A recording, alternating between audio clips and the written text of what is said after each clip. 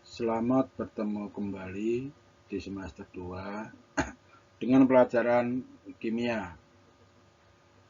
Pada semester 2 ini, untuk pertama kali yang akan kita pelajari adalah larutan elektrolit dan non-elektrolit, di mana itu adalah bagian dari larutan elektrolit dan reaksi redoks.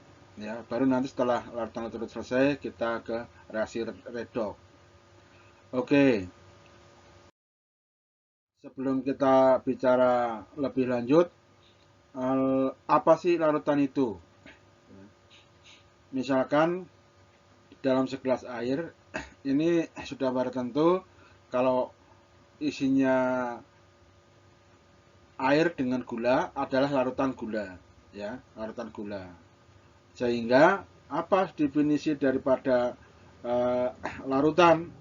Ya, yaitu campuran homogen dua jenis zat atau lebih dengan berbagai perbandingan komposisi dan memiliki sifat-sifat seperti komponen penyusunnya.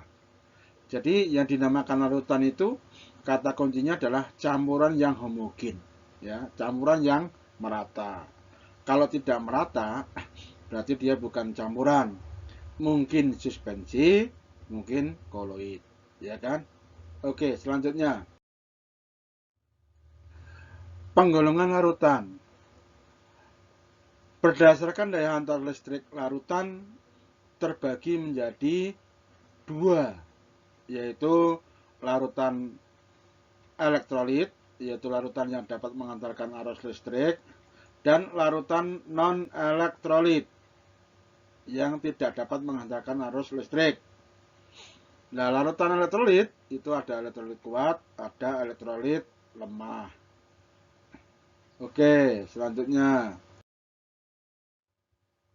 teori Arrhenius tentang larutan elektrolit, ya. Ini larutan elektrolit dapat menghantarkan arus listrik. Kenapa? Karena mengandung ion-ion yang dapat bergerak bebas, ya. Mengandung ion-ion yang dapat bergerak bebas. Kita ambilkan contoh, misalkan garam NaCl, ya, garam dapur. Di dalam air dia akan terionisasi menjadi Na+ dan Cl-. Basa, contohnya misalkan KOH, dia juga akan terionisasi menjadi K+ dan OH-. Asam, dia juga dalam air akan terionisasi menjadi CH3COO- dan H+. Nah, ketiga zat ini, garam, basa, asam, ini adalah bahan utama elektrolit, ya, yang dapat menghantarkan listrik, ya. Ya tadi, karena mereka nanti ketika kita larutkan dia akan mengion atau terionisasi, ya, akan terionisasi. Kemudian sebaliknya, kenapa larutan non-elektrolit tidak dapat menghantarkan arus listrik, ya kan? Karena tidak terdapat ion-ion yang dapat bergerak bebas, ya, beda dengan tadi yang elektrolit. Sambil contoh, misalkan ini adalah alkohol liquid cair. Kalau kita masukkan ke dalam air atau kita larutkan ke dalam air, dia larut sih, cuma dia tidak mengion, jadi tetap, ya kan, tetap hanya mengecil aja dia, ya, itu. Begitu juga misalkan ini urea CONH2 dua kali solid padat. Ini kalau kita larutkan ke dalam air, dia juga larut sih, cuman dia tidak mengion. Karena dia tidak mengion, maka dia non-elektrolit. Ya, oke. Selanjutnya, lihat ini ada gambar. Kita memberikan gambaran, misalkan kita melarutkan garam NaCl dengan urea. Kalau garam yang kita larutkan itu yang terjadi demikian. Jadi di sini terbentuk ion-ion Na+ dan Cl-, mengion, ya, mengion. Tapi kalau urea tidak, dia tetap aja dia, ya, dia tidak akan terjadi mengion. Oleh karena itu, Maka dalam NaCl ini, karena di sini banyak ion, maka dia akan elektrolit, ini kan. Tapi sebaliknya, yang urea, karena di sini tidak ada ion-ion, maka dia non elektrolit atau tidak dapat menghantarkan arus listrik. Oke, selanjutnya alat elektrolit itu bisa terbentuk baik dari senyawa ion maupun senyawa kovalen. Senyawa ion mungkin anak-anak masih ingat semua definisinya. Apa sih senyawa ion? Apa sih senyawa kovalen? Kan kemarin sudah kita bahas. Nah, dari senyawa-senyawa ikatan-ikatan ini bukan terbentuklah senyawa-senyawa sesuai dengan ikatannya. Untuk ion dipastikan ya, hampir semua senyawa ion itu adalah elektrolit. Hanya masalahnya kuat atau lemah, tergantung mudah tidaknya dia terionisasi. Nah, kemudian kalau kovalen, kemarin juga kita bahas bahwa kovalen itu ada kovalen polar, ada yang non polar. Nah, yang polar inilah yang memungkinkan dia elektrolit, dapat menghantarkan arus listrik, ya kan? Walaupun tidak semua senyawa yang polar itu adalah elektrolit. Nah, yang non polar otomatis dia adalah non elektrolit, ya kan itu. Selanjutnya gambarannya, kemarin kita bahas sifat-sifat senyawa, baik itu senyawa ion maupun senyawa kovalen. Kalau senyawa ion itu sifatnya adalah padatannya seperti ini lelehannya, ya, ini lelehannya. Ini ketika kita larutkan ke dalam air, ya. Kemarin sifatnya untuk senyawa ion itu adalah padatannya dia tidak dapat menghantarkan arus listrik, ya, atau kalau yang lelehan dia dapat menghantarkan arus listrik. Nah, kemudian kalau dalam larutan justru dia dapat menghantarkan arus listrik. Kenapa demikian? Ya, kita lihat di sini bahwa padatan di sini ion-ionnya rapat, tidak bisa bergerak kemana-mana, ya kan. Tapi kalau lelehan dia sudah mulai bisa bergerak, apalagi dalam larutan. Maka padatan dia adalah non konduktor, lelehan dia adalah konduktor, dan untuk larutan juga konduktor atau dapat mengantarkan arus listrik. Oke, selanjutnya bagaimana dengan senyawa kovalen? Senyawa kovalen kemarin kita golongkan ada senyawa kovalen polar, ada kovalen non polar. Untuk yang polar contohnya ini, yang non polar misalkan urea dan glukosa. Untuk polar itu kemarin bisa ditinjau dari kalau itu dia diatomik, ya dia berdasarkan perbedaan elektronegativitas. Kalau poliatomik dia biasanya berdasarkan bentuk molekul maupun ada tidaknya dia pasangan elektron bebas, ya kan itu.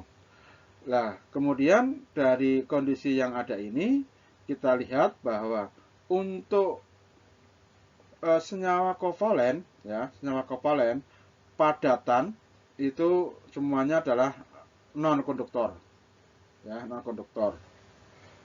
Lelehan juga demikian. Lelehan juga semuanya non konduktor. Baru setelah larutan yang polar ini konduktor. Kalau yang non polar berarti non konduktor. Jadi yang bisa menghantarkan listrik pada senyawa kovalen itu adalah yang polar dan harus dalam larutan, ya kan. Tidak bisa misalkan hanya lelehan, ya kan itu. Kenapa senyawa kovalen itu hanya larutannya yang dapat menghantarkan listrik? Ya karena dari strukturnya seperti ini, padat dan lelehan, ya kan, atom-atom berikatan kovalen dan tidak bermuatan seperti ini, sehingga dia non elektrolit. Sebaliknya, ketika dia dalam larutan, ya, senyawa kovalen yang bersifat polar mempunyai muatan parsial positif maupun negatif, sehingga dia merupakan elektrolit. Juga tadi kepolarannya makin polar, jadi makin kuat elektrolitnya, ya. Polarnya makin rendah dan juga elektrolitnya juga makin rendah. Oke, selanjutnya kovalen polar, kita ambilkan contoh misalkan HCl.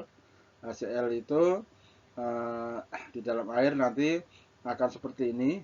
Di sini akan terbentuk kutub-kutub positif dan negatif.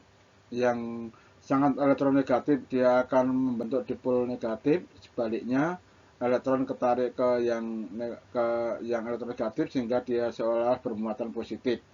Nah, terdapatnya gaya tarik menarik yang dapat memutuskan ikatan-ikatan tertentu, inilah yang nanti menyebabkan bahwa HCl ini adalah elektrolit atau dapat menghantarkan arus listrik.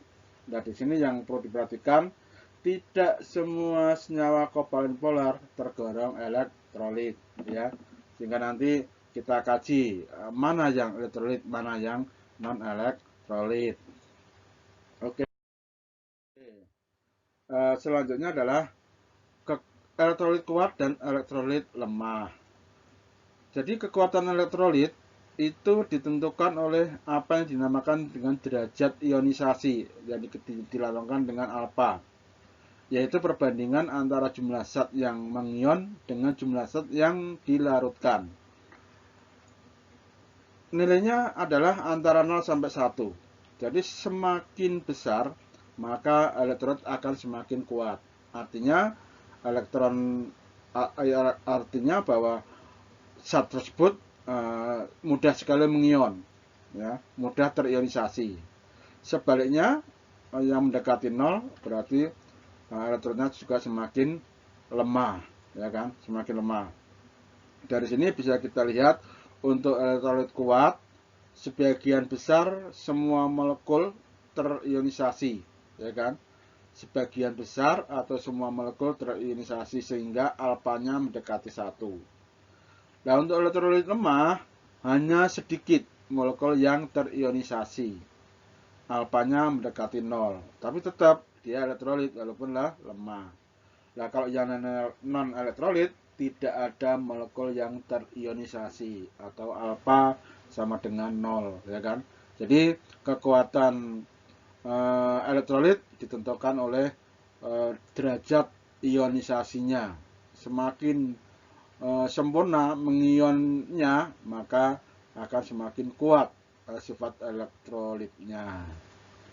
Oke.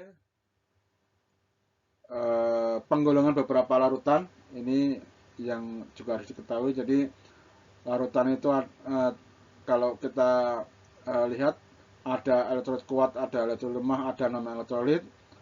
Yang jelas untuk elektrolit baik kuat maupun lemah itu kalau enggak asam, basa, garam, ya.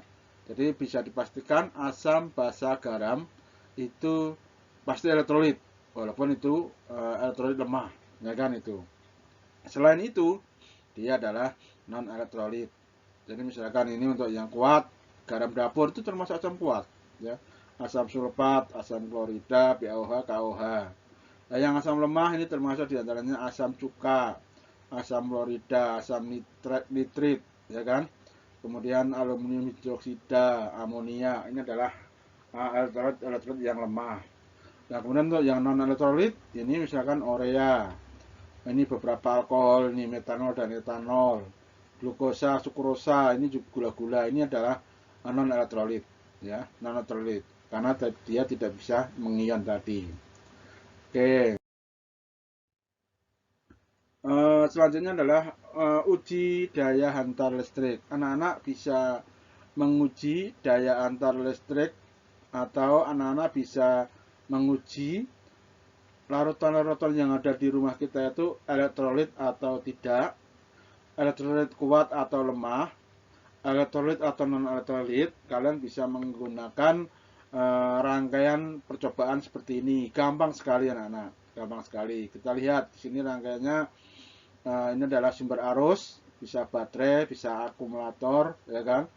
Kemudian ini adalah elektroda-elektrodanya. Kemudian di sini kita pasang lampu, ya, lampu. Nah, kemudian